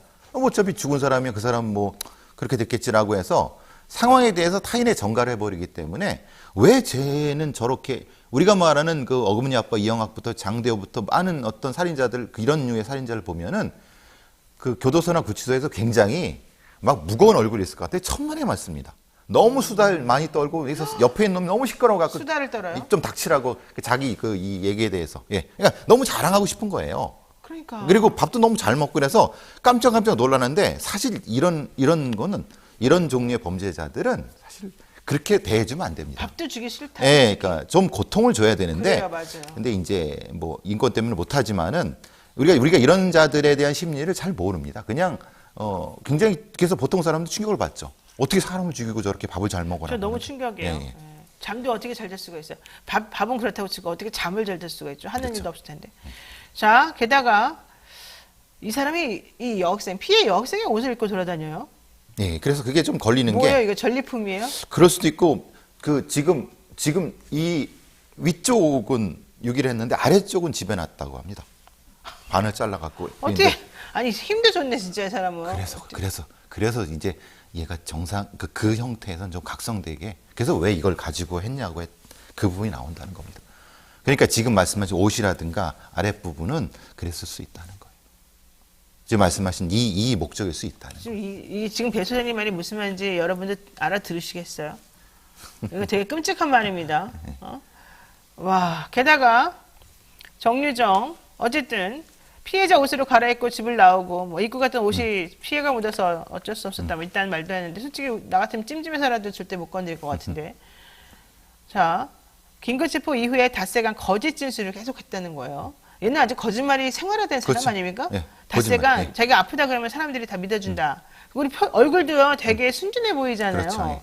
긴급체포 당시에 배 아프다고 호소했지만 꾀병으로 드러났고 첫 경찰 조사에서는 자신에게 모르는 사람이 살인하라고 시켜서 내가 한 것이다. 그러니까 어떤 사람이 살인을 저질렀는데 나보고 시체만 갖다 치우라고 해서 내가 그냥 치운 네. 것이다. 뭐 이런 얘기도 했고요. 또 한 번은 뭐 우발적으로 한 거다. 다 거짓말이에요. 다 거짓말. 네. 어떻게 이렇게 사회 경험도 많지 않은 친구가 이렇게 그러니까요. 왜냐하면 와, 그럼 너무 잘해. 은둔형 외톨이가 이런 거짓말을 이렇게 할 수 있냐 이 말이에요. 이건 불가능합니다. 그러니까 우리가 생각하는 은둔형 외톨이라고 하는 거는 본인이 보여주고 싶은 모습인 거고 사실은 이 정유정은 그렇지 않다는 거예요. 이것만 봐도. 뭘까요? 이 사람 그러면 왜 죽인 거예요? 왜 살인을 저질렀습니까? 그러니까 범죄 그걸 동기. 찾아야 되는데 네. 문제는 그거죠. 본인이 첫 번째 했던 말이 사실 답일 수 있다. 그러니까 살인해보고 싶었다. 라가 그게 무의식적으로 툭 나왔지만 사실은 오로지 그밖에 없어 동기가. 그렇죠. 동기가 그거일 수밖에 없다는 거예요. 일면식도 없는 사람을 예. 가해, 일면식이 없으니까 그렇게 하죠. 그렇죠. 가해 애플리케이션을 통해서 예. 이 사람이 이전에는 이런 종류의 범행 시도를 하지 않았을까요? 이게 처음이었을까요? 기록이 없습니다. 아시다시피. 게다가 더 중요한 거 이거야. 가해 앱을 통해서 교사 여러 명에게 연락을 한 다음에 구체적인 주소를 받고 그 사람이 혼자 있는 시간대를 확인한 다음에 확인한 다음에 그 중에 제일 적합한 사람을 한 거예요. 생각보다 엄청나게 치밀하네 이런 데는. 그렇죠. 살인 자체는 치밀합니다. 그러니까 물색과 살인은 치밀한데 그 상태가 올라온 살인의 단계가 각성된 상태에서 그 다음은 사실은 놔버린 형태가 되죠. 그 경찰이 얘기한 거에 가면 정유정 고등학교 졸업한 후에 직업도 없이 할아버지랑 단둘이 살았다. 그래서 은둔형 외톨이였다고 말하는데 아니 그건 할아버지는 다릅니다. 할아버지는 아니라는 예, 거예요. 그러니까 할아버지와 단둘이 사는 건 맞습니다. 예. 근데 그게 은둔형 은둔형 외톨이- 외톨이라는 건 다른 건 판단. 그러니까 사실과 판단이 섞인 겁니다. 그거를 경찰 애들은 왜 이게 경찰이 왜 이렇게 말해요 그러면? 그 경찰은 그렇게 해석을 한 거죠. 근데 이거는 사실과 판단이 헷갈린 겁니다. 그러니까 경찰은 판단하면 안 되죠. 그러니까 어쨌든 우리 소장님이 판단하시기엔 뭐예요 그러면? 그러니까 이거는 은둔형 외톨이를 가장했을 가능성이 높습니다. 은둔형 외톨이를 과장했다. 예, 예, 예. 그럼 뭐예요? 할아버지라고는 제가 보기엔 정상적인 의사소통 많이 한 것 같고. 아니 그렇지도 않은 것 같습니다. 그렇지도 왜냐하면 그건 할아버지가 네, 이 할아버지 착하다고 막 그러잖아요. 정유정을 지켜주려고 아. 자기 손자니까 거짓말을 많이 하시는 것 같습니다. 왜냐하면 그건 자기 손녀니까 그런데 실제로는 그렇게 유대 관계가 그렇게 높는 것 같지 그럼 않습니다. 할아버지는 모르죠. 몰랐던 이 거죠. 손녀를 몰라. 네, 몰랐던 거죠. 왜 이 사람은 부모는 없어요? 죽지는 않았다고 하는데 네. 따로 산다고 합니다. 아마 이게 다른 가정사가 있는 것 같습니다. 정유- 그래서 더 문제가 된 것 같습니다. 정유정은 사회 유대 관계가 없고 폐쇄적인 성격이라고 이제 경찰 주장입니다. 예. 집 밖으로 외출한 일이 드물고 집에서는 범죄 관련 소설과 온라인 컨텐츠를 자주 보는 것으로 알려졌다. 뭐 당연히 집에만 있으면 이런 걸 자주 보게 네, 되겠죠. 그렇죠. 휴대전화 이용 내역을 봐도 다른 사람하고 연락을 주고받은 건 없었다. 2018년도에 고등학교를 졸업한 뒤에 5년 동안 별다른 직업 없이 할아버지와 단둘이 살았다. 그럼 할아버지랑 어떻게 호구지책을 마련했어요? 먹고 사는 건 어떤 돈으로 해요? 그 할아버지 돈으로? 할아버지의 그런 거 있지 않습니까? 기초연금 이런 걸로? 그런 형태로. 정유정의 할아버지는 MBC와 인터뷰에서 다음 달이 시험입니다. 공무원 필기 시험이 있어요. 독서실, 도서관 이런 데서 공부하는 줄 알았는데 나는 상상도 못했습니다. 전혀 몰랐죠. 안 그래도 조용한 성격인데 취업이 잘 안 돼서 힘들어하는 걸로만 알았어요. 이랬단 말이죠. 전혀 모르는 겁니다. 할아버지가? 예. 얘가 어떤 애인지를 잘 모르는 겁니다. 아이고, 자, 요즘 범죄 수사물이 너무 심취해서 이런 일이 벌어진다. 우리가 보통 옛날에 범죄가 늘어나는 것에 대해서 이거 모방학습이다. 그러니까 텔레비전에서 너무 나쁜 거 보여주지 말아라. 이런 것도 있었고 아니다. 뭐 그 무슨 상관이야. 오히려 대리로 그런 거 해주니까 승화시켜가지고 범죄는 더 줄어든다. 뭐 이렇게 양쪽에서 의견이 왔다 갔다 하거든요. 어떻게 하셔야 하는 게 그러니까 이제 맞겠어요? 분명히 언론이라든가 매체의 재현윤리라고 하는데 네네. 재현윤리에 대한 기준은 분명히 있어야 될 것 같습니다. 그 부분에 대해서는 분명히 그 검토가 필요한데 네. 그게 꼭 연결이 된다고 볼 수는 없다는 거예요. 네, 알겠습니다. 정유정 정말 특이한 사람인데 계속 나오는 대로 한번 얘기해 보도록 하고요. 요거 얘기 하나만 해보겠습니다. 이동관 씨 아시죠? 이번에 방통위원장 후보로 거론되고 있는 MB 때. 네. 대변이셨죠. 예. 네, 그 이동관 씨가 여러 가지 문제 얘기가 있습니다만 특히 가장 지금 문제가 되는 건 아들이 하나고등학교 다닐 때 학폭 가해자였고 네, 그랬다 그래야 돼요. 그 당시에 제가 뭐 카톡으로도 보내드렸으면 다만 그 당시에 피해자 학생들을 일주일에 막 두세 번씩 불러가지고 아주 정기적으로 막 때리고 침대에 눕혀놓고도 때리고 아주 질이 나쁜 행동을 많이 했었다는 거잖아요. 그랬는데 나중에 학폭위 자체를 열지를 않고 선생님이 왜 안 열었냐 그랬더니 뭐 피해자하고 합의 받고 뭐 좀 조용히 끝내고 싶어 했고 뭐 이딴 얘기를 합니다. 이게 근데 2015년도에 있었던 그 교육감 조희영 교육감에게 청문회인가요? 거기에서 이제 물어본 내용이었었어요, 국회의원들이. 그래서 이제 밝혀진 게 이제 그런 것들이었는데, 하나고 선생님도 나와서 잘못한 걸 인정을 했죠. 그러면 그 학생, 그 다음에 정순신 씨, 지난번에 얘기됐던 정순신 씨의 아들 학생, 그 학생도 엄청 좋은 학교에서, 민사고에서 또 자기와 같은 또래인 친구들을 그렇게 괴롭혔었다는 거잖아요. 이 학생들은 왜 이렇게 괴롭힙니까? 왜 부모가 이렇게 잘나고 이게 똑똑하고 사회적으로 혜택 많이 받고 사람들한테 항상 자기도 칭찬 많이 받고 사랑받았을 거잖아요. 왜 근데 애들을 괴롭혀요, 자기 친구들? 그러니까 이제 그걸 작은 권력 투쟁이라는 표현을 하는데요. 작은 특히 권력. 자사고, 민사고 이런 데에서는 자신의 부모의 권력을 자기 권력으로 착각해서 그것을 누리고 싶어하고 행사하고 싶어하는 과정에서 일종의 권력 투쟁이 벌어져서 가장 핵심적인 부분은 제일 그 위험한 자들은 사실 드러나지 않습니다. 사실은 직접 때리는 것보다 더 높은 단계의 지배 피지배 관계를 형성하는 게 가장 높고 직접 때리는 경우는 그 다음 단계고 이거는 일종의 작은 권력 투쟁이라고 볼 수 있죠. 그 다음에 아예 권력 차이가 확 나면은 이런 학폭이 사실 벌어지지도 않습니다. 이게 고만고만한데 사실 부모들도 대부분 다 힘 있는 사람들 아닙니까? 그러니까 내가 이해가 안 가는 게 바로 그렇죠. 그거예요. 하나고든 민사고든 다 사실은 이동관 씨 정도 수준의 부모들이 다 비슷하죠. 다 똑같아요. 정순신 씨도 마찬가지고. 그렇죠. 그러니까 그래서 작은 권력 투쟁 공간이라고 하는 이유가 그겁니다. 그러면 부모들이 비슷하고 사는 생활 수준이 비슷하고 뭐 지능이나 이런 것들이 비슷하면 그 중에서 좀 잔인하고 조금 더 우월하다고 주장하는 그 아이들이 이런 식으로 행동하는 그렇죠. 거예요? 주로 그렇게 많이 하죠. 그거를 부모님들은 고쳐주지 않아요? 왜 고쳐주겠습니까? 그게 잘났다고 하겠죠. 우리 왜 잘했다 그럴까 오히려? 아니 왜 우리의 기죽이냐 그러잖아요. 부모가 선생님이 뭐라 그러면 왜 우리의 기죽이냐고 우리에게는 리더가 될 건데 그 이거 사람은 바로 나옵니다. 그 사람은 옳고 그름도 모릅니까? 옳고 그렇으면 그걸 하겠습니까? 아이고.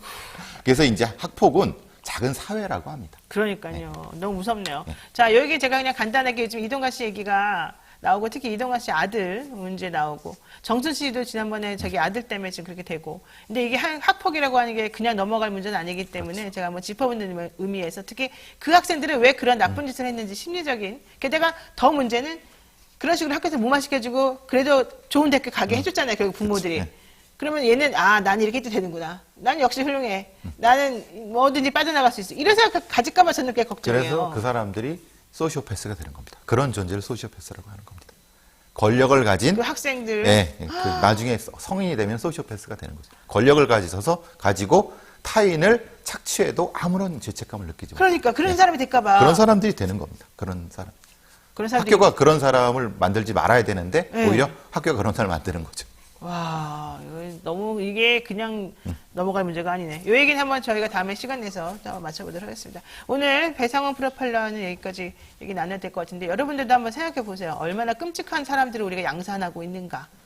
교육이라는 현장에서 이게 말이 되는가. 사회적 리더라는 사람들이 그런 식으로 행동하는 게 타당한가. 아, 이상합니다. 자, 오늘 말씀 고맙습니다. 감사합니다. 네, 잠시 기다리시면 대담한 대담으로 돌아오겠습니다.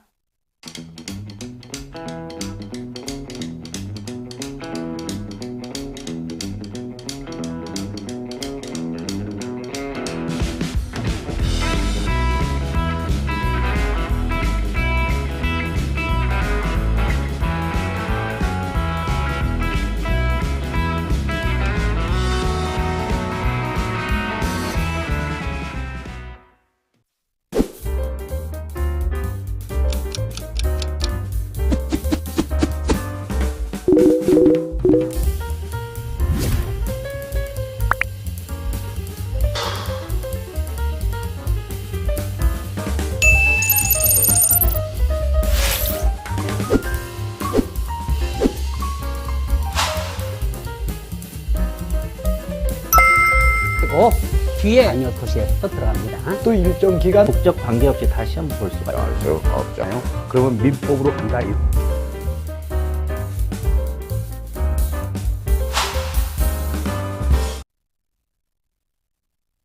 네, 여러분은 지금 노영의 뉴스 인사이드 함께하고 계십니다. 하루도 조용할 날 없는 정치권 속에서 열불나는 여러분들을 위해서 꼭 필요한 분입니다. 우리 최진범 교수 모시고 사회 현안에 대해서 한번 살펴보도록 하겠습니다. 안녕하십니까? 네, 안녕하십니까. 자, 어제 현충일이었습니다. 윤석열 대통령의 현충일 추념사 보셨죠? 네. 네, 대통령이 다시 한번 한미 핵동맹을 강조하는 느낌적 뭐 어쩌고 저쩌고. 다 웃어. 이 얘기 듣는 사람 중에 내가 표정을 볼 수 있는 사람들이 지금 다 웃고 있어. 표정을 볼 수 없는 사람들도 지금 웃고 있는 게 보여. 야, 그 느낌적 느낌 다시 한번 보겠습니다. 더 웃긴 건 그들은 그걸 인정하지 않는다는 거. 자, 영상 한번 보죠.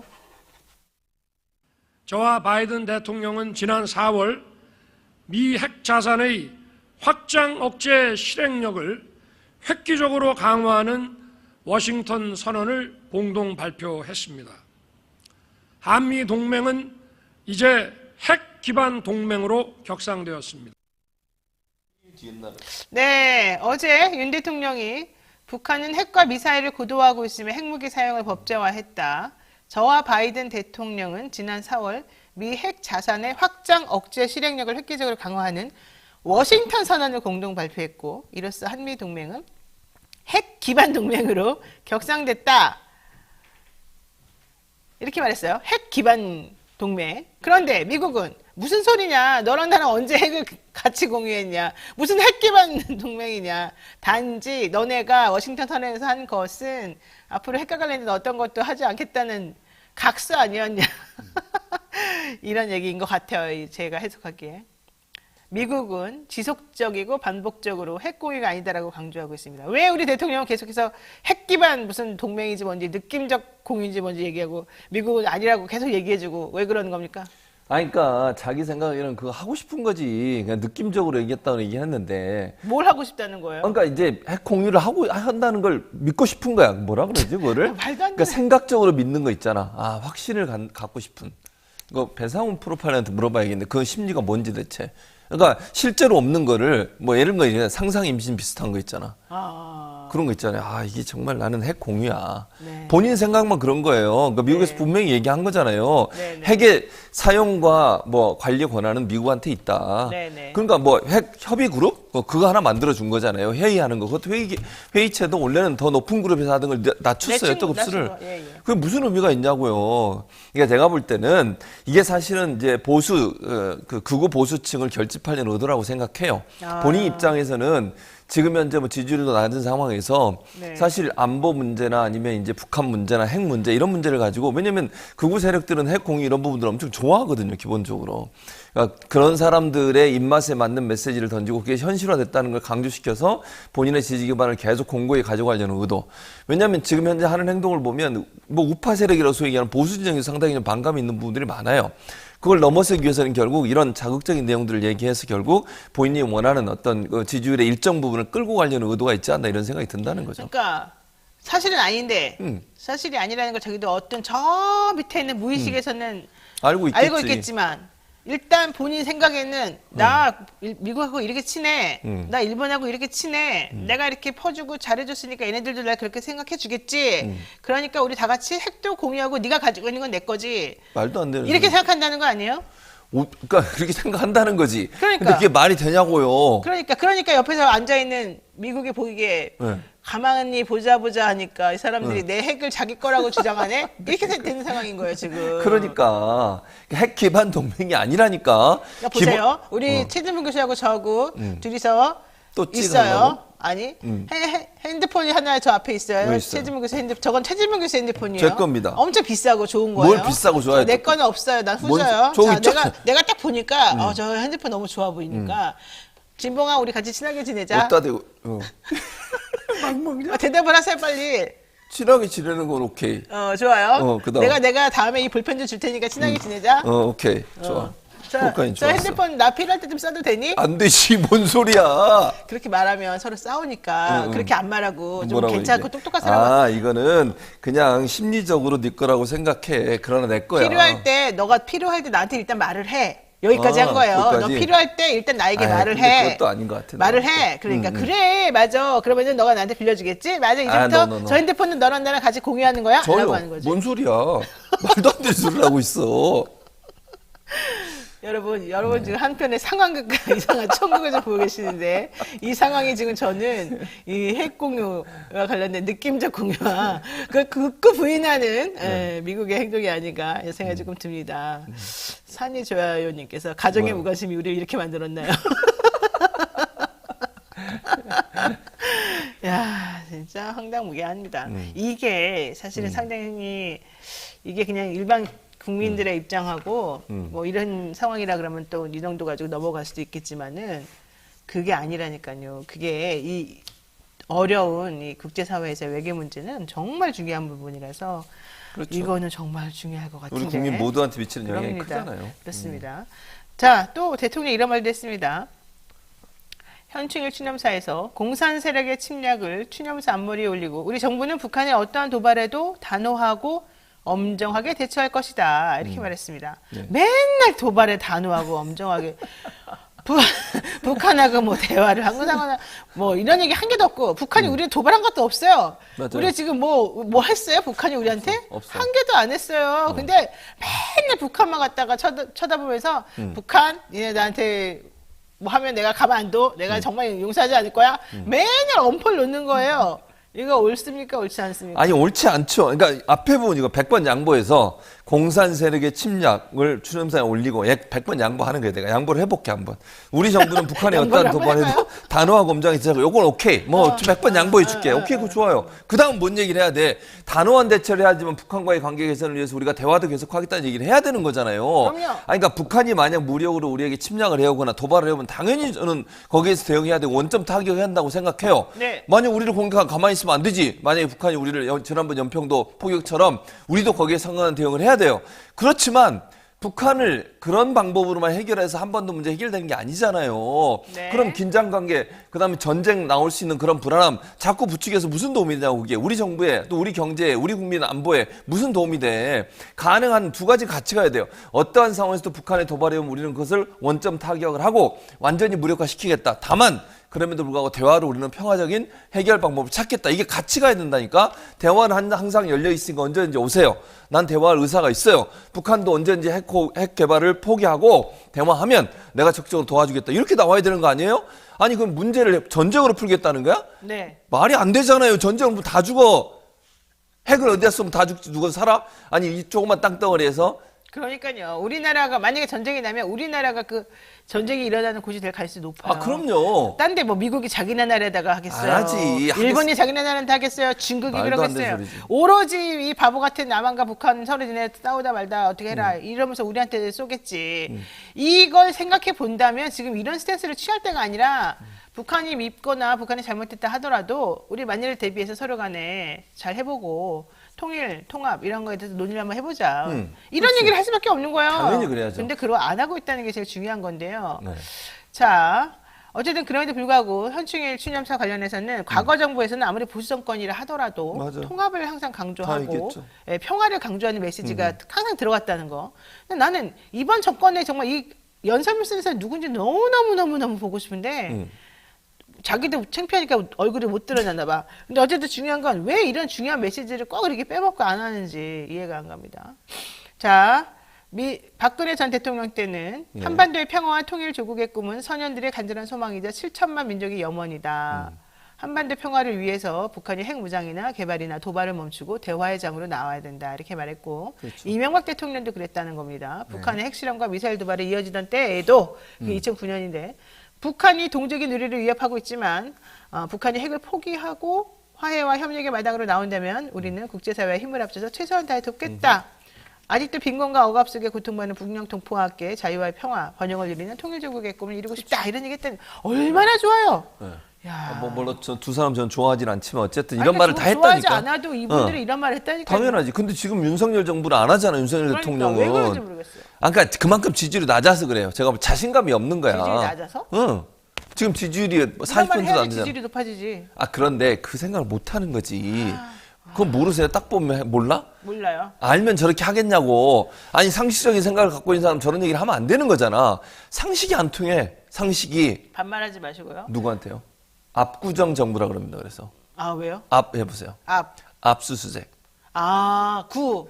구속영장, 정치 탄압 정부. 그래서 압구정 정부예요. 야, 이거 누가 만든 말이에요? 신박하지 않습니다. 김현성이가 만든 말입니다. 김현성? 김현성 아시죠? 아니, 알죠. 김현성 전 민주연구원 부원장. 네, 야, 지금은 잘렸지만. 중소기업 정책 중앙에 했었어. 있습니다. 네. 지금은 잘렸지만. 컴플렉스 있어요? 뭔 소리예요? 잘리는 거에 대한 컴플렉스 있어요. 왜 이래요, 맨날? 다 윤석열 정부들은 잘린 거예요. 김현성이 더 불쌍하잖아. 뭘 불쌍해. 참네. 자, 됐어요. 예. 자, 이 얘기도 한번 해보겠습니다. 지금 민주당 혁신위원장으로 이래경 다른 백년 명예이사장이 내정됐다가 9시간 만에 사임하는 사퇴하는 그런 초유의 사태가 벌어졌습니다. 그러고 나니까 비명계가 아주 공격을 엄청나게 하고 있습니다. 그러면서 네. 이재명 대표한테 사퇴하라 말까 제발 이것 좀 안 했으면 좋겠는데 사퇴하라니까지 또 한답니다. 그러니까. 이거 어떻게 봐야 됩니까? 그러니까 자 일단 첫 번째 이분의 발언에 대해서 천안함과 안녕 발언에 대해서는 잘못한 게 맞다고 저는 생각해요. 네. 두 번째 권칠승 수석 대변인의 발언도 잘못됐어요. 잘못됐죠. 네, 그렇게 얘기하면 안 돼요. 심하죠. 예. 그건 명확하게 이제 우리가 정리하고 넘어가야 돼. 그 부분에 대해서 더 이상 왈가할 필요가 없다고 그럼요. 생각해요. 예. 잘못한 건 인정하고 넘어가야 돼. 이게 이재명 대표 사퇴하고 뭔 연관성이 있는 거예요, 대체? 아니 제가 물어볼게요. 그러면. 이재명 대표가 혁신위원장을 그런 사람으로 뽑았다는 거겠죠. 뭐. 아니 그러면 이재명 대표가 나중에 나온 얘기지만 이 그 천안함 관련된 말에 대해서는 몰랐던 것 같아요. 그러면 자 이렇게 물어볼게요. 정순신 사태 때 기억나시죠? 정순신. 네. 정순신 변호사 사태 때 한동훈 장관이 최종 책임자였어요. 인사 책임자. 네. 그때 공격할 때 한동훈이 뭐라고 한지 아세요? 몰랐다. 그렇게 맞아요. 얘기했습니까? 안 했습니까? 맞아요. 근데 우리가 상식적으로 생각해 보면 그 사람이 같이 근무했잖아요. 예전에 네. 중앙지검인가 어디서 같이 근무를 했었습니다. 정순신하고. 그렇죠. 그러니까 몰랐을 가능성이 낮잖아요. 그래도 몰랐다고 버텨. 네. 그래서 그 사람은 사퇴하라고 그랬어요? 아니 그러면 지금 그렇게 얘기하는 분들 사퇴하라고 탄핵 안을 냈습니까? 아니면 한동훈 장관에 대해서 비판의 목소리를 그렇게 냈습니까? 그건 좀 없으시잖아요. 아니 그냥 인사 책임자로서 문제가 있다고 얘기했던 사람도 이재명 대표 다른 사람들이야. 실제로. 그럼 지금 이렇게 얘기하시는 분들 있잖아요. 언론에 나와서 비명계라고 분류되는 사람들 설모 등등등 이런 사람들이 과연 그때 박모, 조모 또 있어? 노모는 없냐? 또 많은데, 아무 말도 안 어쨌든 하겠습니다. 이런 분들이 지금 나와서 이렇게 정순신 사태에서는 한동훈 장관 그러고 나서 한동훈 장관이 물러났어요? 그러면 그러면 국민의힘이나 아니면 대통령실에 누가 물러났습니까? 그냥 넘어갔어요.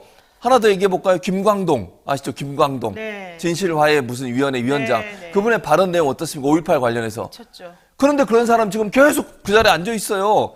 그 사람이 아니 그럼 유명한 물어뜯어야지. 사람 아니 그러면 왜 지금 그렇게 이재명 대표를 공격하는 사람들 끝까지 그 사람 공격해야 되는 거 아닙니까? 네. 왜 그 자리에 앉아서 가만히 그냥 무마하고 넘어가잖아요. 그런 발언을 했음에도 불구하고. 맞습니다. 아니 근데 이 사람에 대해서 이렇게 공격을 물론 저는 아까도 얘기했지만 이래경 그분이 물러난 걸 저는 잘했다고 생각해요. 기본적으로. 네. 그러면 그렇게 지금 공격하고 이재명 대표를 공격하는 그 사람들 김광동 이사장에서 끝까지 공격해야 되는 거 아닙니까? 물러나게 할 때까지 왜 이러시는 거예요 대체? 내부 총질만 하고 밖으로는 공격도 안 하고 그러려고 민주당 응원해요? 아니 왜 민주당 응원을 하고 있는 거야? 야당이 제일 잘하는 게 뭐야 되는 대여 투쟁을 잘해. 대여.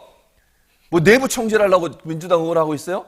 진짜 어처구니가 없네 진짜. 네, 제가 전달해드리겠습니다. 누구한테요? 지금 언급하신 모든 분들께 박모 씨, 설모 씨, 조모 씨, 이모 씨. 노영희 변호사가 얘기했던 걸 제가 제가 문자 다 불렀을 보내드리겠습니다. 뿐입니다. 뭘 문자를 보내?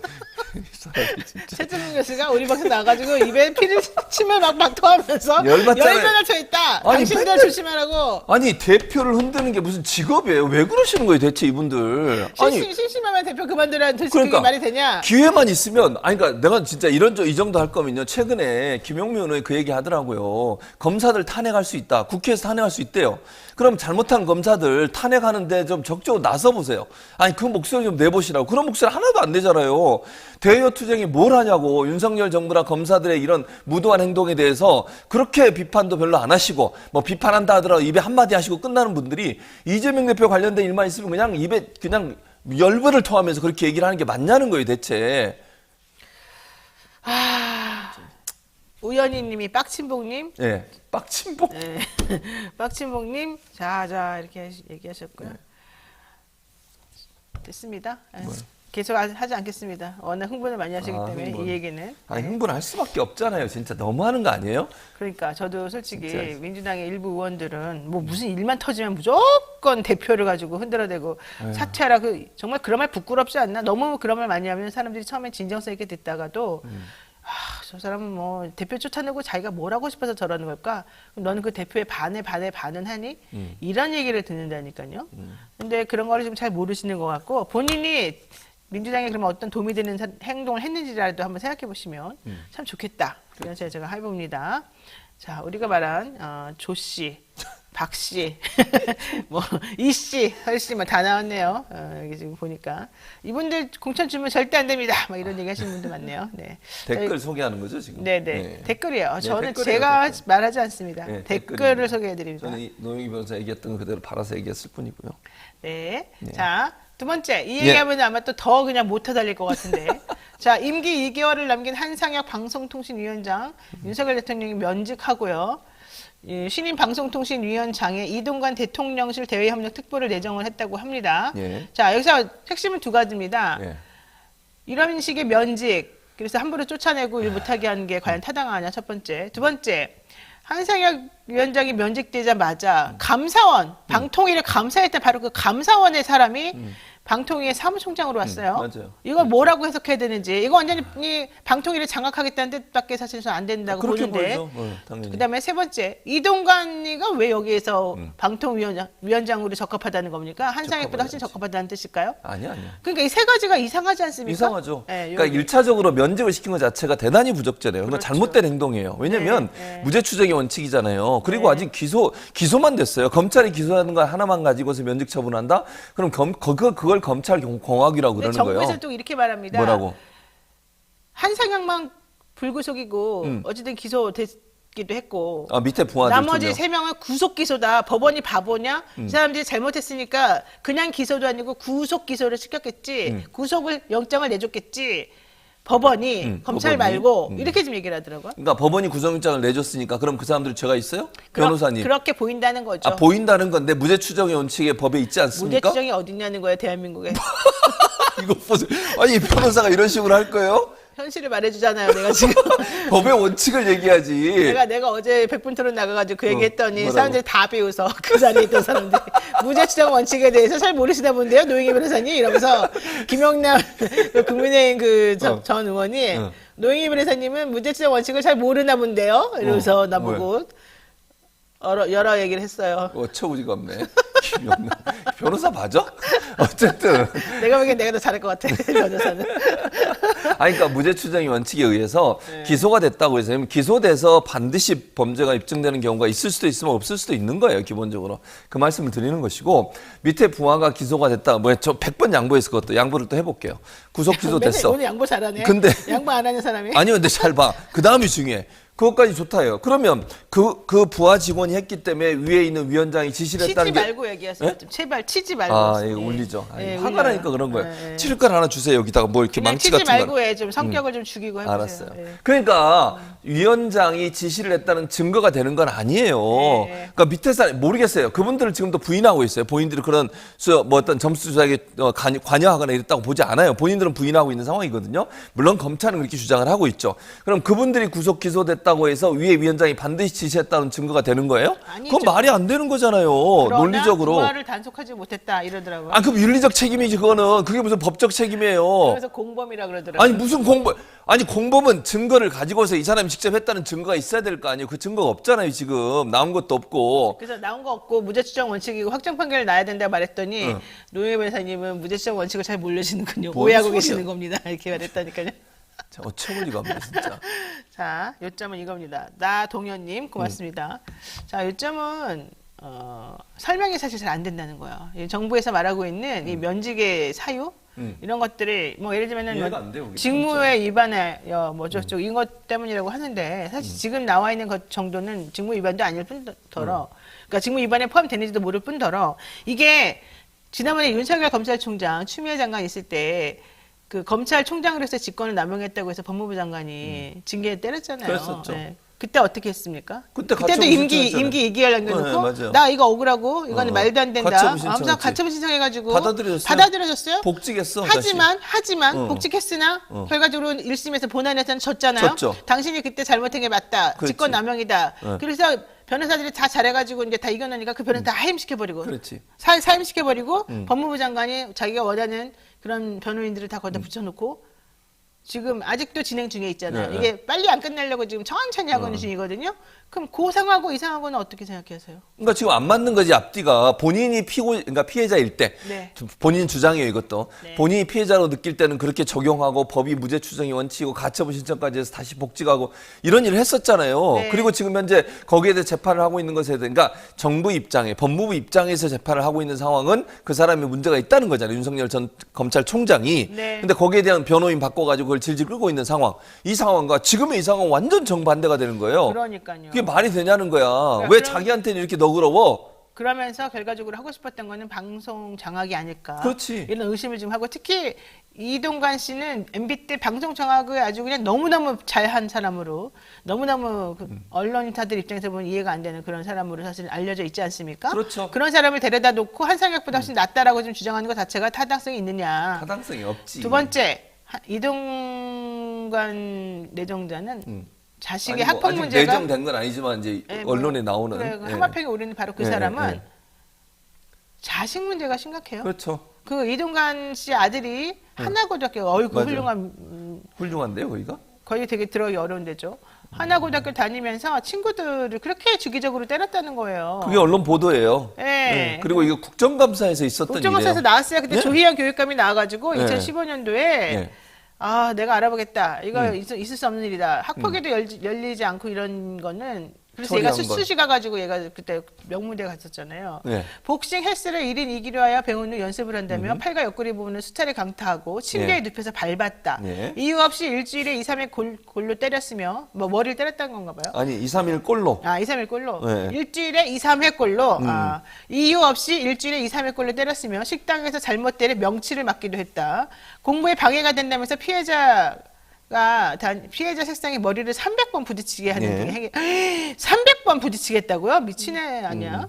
그 친구가 그러니까 그래서 이동환 아들을 말하는 겁니다. 이동환 아들이 나보고 누구누구를 때리라고 시켰다. 그래서 나는 누구누구를 살짝 때렸는데 약하게 때렸다고 나보고 대신 맞으라고 해서 주먹으로 팔뚝을 맞았다. 한 번 폭력을 행위를 할 때마다 보통 1분에서 5분 정도 지속이 됐는데 무엇을 잘못했는지도 모른 채 맞아서 너무 나쁘다. 아니 왜 이런 짓을 하는 거죠? 이 미친 사람이? 그러니까 이해가 안 되는 행동이잖아요, 사실은. 아까 뭐 배상원 프로파일러가 여러 가지 설명을 하시던데 네. 어쨌든 이런 행동을 했다고 하면 이런 학폭은요. 지난번 정순신 그거보다 더 심한 더 것 심한 같은데? 거예요, 그 아니, 둘 다 아들 똑같지만 어쨌든 네, 뭐 정말 그렇죠. 심한데 정도로 본다고 하면 네네. 물리적인 폭력이 너무 많이 네, 가해졌잖아요. 네, 이 네. 내용이 사실이라고 하면 이게 물리적 폭력이잖아요. 근데 왜 결국은. 하나고는 학폭에도 열지 않고 그냥 전화시키고 끝내버렸을까요? 아니, 그러니까 그들의 주장은 그래요. 그 이사장이라는 사람이 이사님과 관계자가 네. 국정감사 나와서 합의 뭐라고 봤어? 질문을 했냐면 합의했다? 피의자하고 합의했다는 거야. 근데 합의를 했더라도 이 문제는 합의를 학폭위를 열어야 돼요. 합의은 나중 문제고 그렇지. 학폭위 열어서 일단 조치를 취하고 당연하죠. 그 그러니까- 합의 봤다는 거는 약간의 양형 창작 사유 정도 되겠지. 그렇지. 그리고 교육청에서도 조희연 교육감 당시 그런 얘기를 했어요. 학폭위는 반드시 열어야 된다. 그래서 열지 않은 그렇죠. 하나고에 대해서 징계 조치하라고 종문도 보냈어요. 근데- 서울교육청에서. 근데도 안 했어요. 그리고 학폭위를 열지 않으니까 무슨 일이 발생하게 되냐면 기록이 안 남아요. 기록에. 학폭위를 그렇죠. 열어야 기록에 남잖아요. 네, 수시할 때 기록이 그렇죠. 남아야 되는데. 그러니까 입학사정관이 또 국정감사에 나와서 발언한 적이 있어요. 네, 그 관련 봤어요. 입학사정관 뭐라고 그랬냐면 네. 이게 만약에 그게 들어있었다면 학교 폭력이 있었다는 게 대학 못 갔다는 들어있었다면 거죠? 입학에 영향을 미쳤을 수 있다. 근데 안 들어있었기 때문에 입학이 된 거잖아요. 결국 대학에. 그럼 그거를 그 사람을 위해서 그렇게 해준 거라고 밖에 볼 수 없는 거 아니겠어요? 상식적인 선에서 본다고 하면. 정말 이런 사람이 일단 그 학폭위 문제 그렇게 영태리 같이 한 것도 다 뭔가 좀 이상하지만 아들이 그렇게 나쁜 행동을 하고서 제대로 사람들에게 올바른 행동하지 못했다면 아버지로서 책임을 져야 되는 거 아니에요? 당연히 책임을 이 져야지. 아이가 그 당시 미성년자였으니까. 아, 그러니까. 그리고 이 부분에 대해서 사과를 하고 잘못된 부분을 인정해야 될 거 아니에요. 근데 지금 이 대통령실이나, 물론 아직까지 정식 임명을 안 했기 때문에, 지명을 안 했기 때문에 어떻게 될지 모르겠어요. 제가 볼 때는 여론의 추이를 보고 있다고 생각하거든요, 지금. 대통령실도 하려다가 지금 계속 주춤거리고 있는 거예요. 이게 네. 얼마나 커질지 보려고. 네. 왜냐면 정순신 사태에서 보시는 것처럼 글로리냐, 이게 그런 얘기가 나오고 있는 더 거잖아요. 글로리보다 지금. 더 심하네. 네, 더 심하다는 상황이다, 이런 게 나오고 네. 있기 때문에 제가 볼 때는 못할 수도 있다고 봐요. 지금 상황으로 본다면. 저는 걱정되는 게 이거예요. 이 아이들은 정순신 씨 아들도 그렇고 이동관 씨 아들도 그렇고 자기네들은 아버지의 권력을 믿고 이렇게 행동한 거겠죠. 아버지가 힘이 세고 권력이 있으니까 난 애들 때려도 된다. 아버지가 힘 있고 권력이 있으니까 내가 때려도 해결해 사회 줄 문제가 해결돼 문제로 그렇게. 삼지 않고 다 덮어지고 난 좋은 대학교 아무 데나 갈 수 있다. 결국 우리 아버지처럼 혹은 나처럼 행동하는 게 맞다. 그렇게 이런 걸 생각할 수 생각할 있어. 거 아닙니까? 그럴 수 있어요, 충분히. 예측 가능한 얘기죠. 안 그럼 이런 행동 못 해. 만약에 본인이 이런 행동을 했을 때 불이익을 당하고 부모가 학교에 불려오고 부모도 여러 가지 뭐 비난의 대상이 될 거다. 이런 생각을 했다면 이런 행동을 할 수 있겠어요?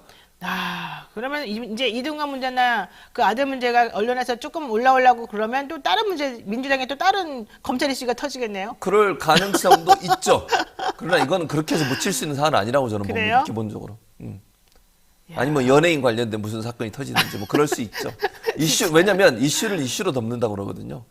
이슈는 이슈로 덮는다. 그러니까요. 그래서 내 생각에 지금까지 지지율 조금 떨어지려고 그러면 딴 뭐가 이슈나 하나 터지잖아. 검찰, 특히 민주당 검찰 이슈 쫙 나오고 그렇지. A 의원 나오고 그다음에 또 뭐 떨어진다 그러면 B 나오고 그다음에 뭐 안 좋은 뉴스 뭐가 나오면 또 다른 얘기 나오고 다 똑같은 일관적인 패턴으로 나왔거든요. 그렇죠. 이번에도 그렇게 될 것 같은데. 그래도 저는 이 사안이 덮여질 수는 없다고 봐요. 기본적으로. 그리고 요즘은 예전에는요, 소위 우리가 얘기하는 언론만 있었잖아요. 요즘 유튜브라든지 다른 형태의 SNS 이런 게 너무 발달돼 있기 때문에 그렇게 해서 완전히 덮일 수 있는 상황은 아니라고 봐요. 언론 환경 자체가 많이 바뀌었고, 이제 개인들도 다 뭐 그 스마트폰 가지고 다 정보를 검색하고 이러잖아요.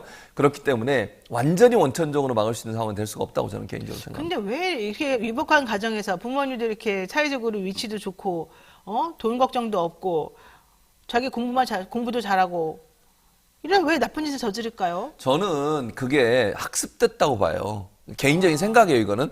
물론, 그 전에 뭐 정순 씨 아들이든 지금 이동관 씨 아들이든 그 전에 어떤 일인지 모르겠어요. 다만, 이런 일들이 어렸을 때부터 한두 번 있었을 때 엄마, 아빠가 해결하는 방식을 보지 않았겠어요? 네. 저는 그렇게 보이거든요. 아, 부모님이 이런 식으로 문제 해결한 거라고? 뭐, 그러니까 계속 뭐 재벌이든 이런 권력, 소위 사회적 권력을 갖고 있는 사람들의 자제들이 계속 반복적으로 그 못된 행동들을 네네. 하거나 불법적인 행동을 하는 것은 그런 문제가 처음에 생겼을 때 따끔하게 혼을 내고 이러면 안 된다는 걸 가르쳐야 되는데 그렇게 하지 않고 뭐 부모가 갖고 있는 권력이나 돈이나 이런 것들을 통해서 문제를 해결해 주는 거 보여줘서 봐요. 그럼 어떻게 되겠어요? 나는 괜찮아. 지난번에 그런 누가 있었는데 그 경찰 아들인가 누군가가 우리 아빠가 누군지 알아? 예를 들면 이런 말 하잖아요. 결국은 네, 맞아요. 문제가 왜 그러겠어요? 나는 문제 없어. 우리 아빠 검사야. 뭐 이런 얘기 있잖아요. 그때 네. 정순신 아들도 그 얘기 했다면서요. 네, 네. 그 얘기 했다는 말은 뭐냐면 이미 그 전에도 어떤 조그만 일들이 있었을 때 그런 방식으로 넘어가고 경찰에 잡혀가거나 아니면 뭐 이런 상황이 됐을 때도 아버지가 어떤 방식으로 꺼내주고 이런 일이 반복됐다고 생각을 해보세요. 그럼 어떻게 되겠어요? 더 대담해지는 거지. 하나만 하겠습니다. 요 좀 시간이 많이 가서 시간이 많이 요 갔어요. 이슈 하나만 하겠습니다.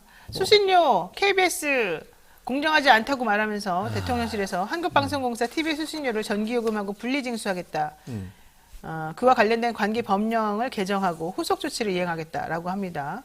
KBS에서는 수신료 분리 징수는 공영방송의 근간을 훼손하는 중차대한 사안인데 본인들이 좀 보기에 좋지 않은 내지는 좀 아픈 그런 보도가 나간다고 해서 우리를 이렇게 압박하는 건 옳지 않다. 뭐 이런 얘기를 하고 있습니다.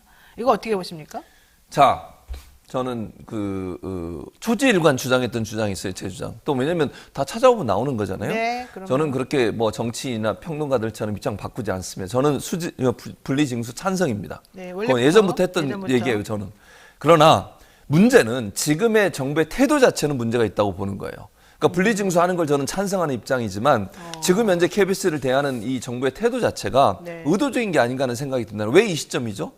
왜 이 시점에 지금 방통위원장도 교체하려고 하고 있는 상황이고 KBS도 압력을 가해서 사장을 바꾸려고 하는 의도가 있지 않나는 생각이 드니까 그게 문제라고 저는 보는 거예요. 네. 분리징수 자체는 저는 반대하지 않습니다. 그렇게 한다고 저는 보지만 네. 왜냐하면 KBS가 그러면 KBS도 반성해야 돼요. 제가 이 얘기를 하는 이유는 뭔지 아세요? 정권 바뀔 때마다 이런 논란이 있는 것이 과연 KBS가 공정하게 항상 어떤 상황에서도 정치적 입김에 움직이지 않고 그렇게 방송했습니까? 그러면 저는 묻고 싶어요. 네. 지금도 뭐 윤석열 정부는 자기들 비판한다고 하는데요. 그러면 그렇다고 민주당 편듭니까? 그것도 아니에요. 네. 저는 그렇게 보여요. 그러니까 KBS가 정말 공정하게 어떤 상황에서도 국민만 보고 방송하는 그런 언론사였냐? 저는 아니라고 봐요. 늘 움직이고 왔다 갔다 하고 그랬었어요. 맞아요. 그런 상황이잖아요. 지금도 저는 윤석열 정부 눈치 보고 있는 부분이 있다고 봅니다. 개인적으로. 그렇기 때문에 KBS가 무슨 윤석열 정부가 지금 얘기하고 국민의힘 얘기하는 것처럼 뭐 민주당 편들고 전혀 아니에요. 저는 그렇게 전혀 느껴지지 않습니다. 그렇기 때문에 그 문제는 수신자 징수를 분리하는 문제는 저는 그렇게 한다고 보고 다만 지금의 정부가 KBS를 압박하는 방식 중에 하나가 아닌가 해서 너무너무 황당하다는 거예요. 이런 방식으로 압박을 하면 되겠습니까? 정상적으로 정말 국민들이 원하는 것을 하는 것은 오케이지만 지금 시점에서 이런 방식을 통해서 지난번에 TBS도 그래서 결국은 방송을 못하게 됐잖아요. 결국은 뭐 방송을 못한다고 제가 표현하는 것은 직원들 가지고 방송을 해야 되는 상황. 지금 TBS 어떤 상황이냐. 작가 한 명도 없어요. PD들이 원고를 써요. 네. 그 출연료 2만 원 준다니까? 아니 그건 자기네 직원들 썼을 때 아니 근데 직원들만 쓰니까 또 2만 원이 맞죠. 지금 외부 출연자도 오는데 그 사람들도 2만 원. 허리케인 그 사람도 네. 완전 다운시켰죠. 그렇죠. 이런 상황이 되니까 방송을 제대로 만들 수가 없는 거예요. 그러니까 이게 저는 이런 방식으로 KBS를 고사시키려는 의도가 있다면 그건 잘못됐다는 얘기를 하는 거예요. 네. 그래서 원칙적인 부분에서 분리 징수는 동의하지만 네. 지금 정부의 이런 KBS 압박의 문제는 언론 탄압의 한 종류가 될 수 있다고 저는 봅니다. 저도 마찬가지로 생각합니다. 예, 오늘 여기까지 해야 될 것 같습니다. 이 사실 할 얘기가 너무너무 많은데 예, 우리가 좀 시간을 따로 내가지고 정말 네. 특집을 하든지 해야 될 것 특집 같습니다. 좋습니다. 네. 한 2시간 하지. 그럴까요? 네. 알았어요. 좀 근데 아침에 하지 말고 좀 오해하면 안 될까? 그럴까요? 네. 생각해 볼게요. 네, 특집 방송 이런 거 출연료는 1.5배 드리고. 그렇지 한 2배는 줘야지. 그럴까요? 1.5배는 2배로? 알았어요. 너무하는 거 아니에요? 알았어요. 공개 제가 얘기해볼게요. 방송 같은 게 불러가지고 여기 오시는 분들 그럼 오시라고 오시겠어요, 그러고 근데? 내가 공개 방송하면 여기가요 오시겠어요? 사실은 엄청 넓습니다. 여기가 지금. 여기서 공개 방송하면 좋은데 그러니까. 문제는 공개 방송하면 오시겠냐고요. 오지. 탕탕 이렇게 저 비어 있는 한번 여기다 올려보라 그랬어요. 오실 분들 엄청 많을 걸. 여기서 우리 서승만 선생님이랑 우리 셋이 여기서 만남 좋네. 만남 토크 한번 할까요? 노복만 TV. 알겠습니다. 자 오늘 여기까지 해야 될 것 같고요. 좀 막간에 이용한 우수씨라고 잠깐 말씀드렸었습니다. 자 여기 보니까 그랜드님께서 연장 방송을 하라고 지금 있습니다. 연장 방송 좋은 생각이네요. 한번 저희들 한번 여러분들을 여러분들이 저한테 보여준 성원이 너무 고마웠고 감사해서 공개 방송. 공개 방송 한번 생각해 추진 좋은 한번 생각이에요. 해봐도 괜찮을 것 같네요. 여기 생각해 한 보니까 200명 들어올 것 같은데 지금 보니까. 그래요? 190명 좋아요. 그리고 강당이에요, 우리 전달역에서도 가깝고 맞아요. 그러니까는 오히려 가능성도 있겠습니다. 자 생각해 보겠습니다. 야 명명님께서 네. 그러니까 최진문 교수님 최고입니다. 이러는데 감사합니다. 최진문 교수님 매일 초대하라는 얘기도 있습니다. 안 돼요. 매일 지각해서 안 돼요. 이 사람은. 자 여기까지 하겠습니다. 오늘 말씀 고맙습니다. 네 감사합니다. 네, 자 오늘 저희가 준비한 내용 여기까지입니다. 방송 잘 들으셨죠? 재밌게. 네, 자 혹시 최진문 교수랑 배사원 프로파일러 시간을 바꾸는 거에 대해서 의견 좀 주시면 제가 한번 의견을 해보겠습니다. 하도 이 시간이 안 맞아가지고 여기서 나와요. 지각 좀 하지 마세요. 이라고. 어쨌든 근데 사람들이 참 그런 것 같아. 최진문 교수를 너무 좋아하니까 그만하란 말은 안 해. 근데 맨날 지각 좀 하지 마라 이런데 막 도망가네 저분이. 자 여기까지 하고요. 저희는 내일요. 이슈 삼합으로 돌아오겠습니다. 내일 다시 만나요. 고맙습니다.